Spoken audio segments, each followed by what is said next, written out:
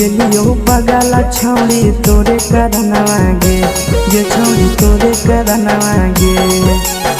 बन गेलियो पगला छौड़ी तोरे करनवा गे जे छौड़ी तोरे करनवा गे बेचे अलियो ससुरवा छौड़ी ले ले बैगना गे बेचे अलियो ला भरवा छौड़ी ले ले बैगना गे तोरे करनवा गे छौड़ी तोरे करनवा गे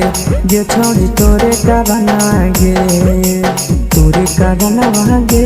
छौड़ी तोरे करनवा गे हमें बेचहियो गली गली लेके बैगना गे हमें बेचहियो गली गली लेके बैगना गे MK Recording Studio।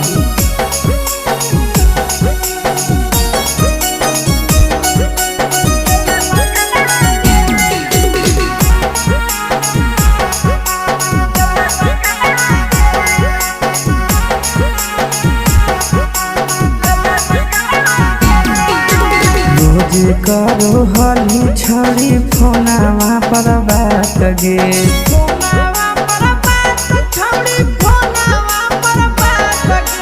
काहे छोड़ी चल गेल पियावा के साथ गे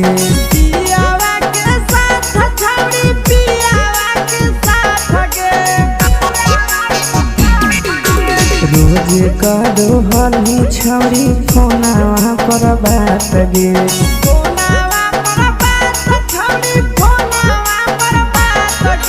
काहे छोड़ी चल गेले पियावा के साथ गे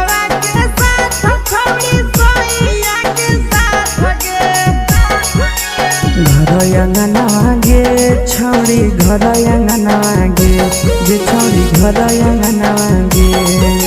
घर अंगनवा गे छौड़ी घर अंगनवा गे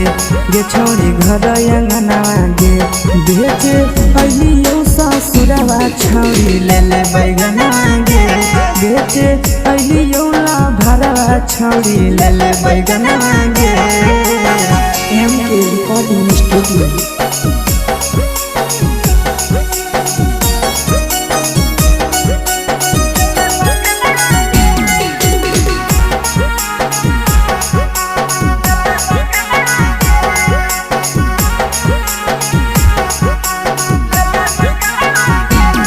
राइटर विकास कहो आशीष करन गे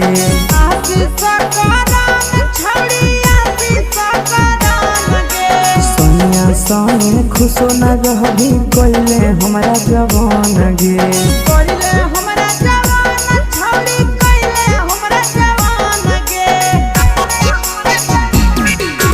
राइटर विकास कहो आशीष करन गे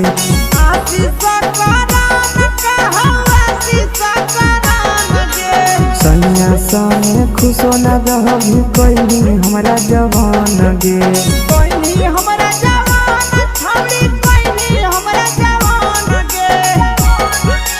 बहै नयना गे हमर बहै नयना गे जे छौड़ी बहै नयना गे बहै नयना गे छौड़ी बहै नयना गे हमर बहै नयना गे बेचे अलियो ससुरवा छौड़ी ले ले बैगना गे बेचे अलियो ला भरवा छौड़ी ले ले बैगना गे MK Recording Studio।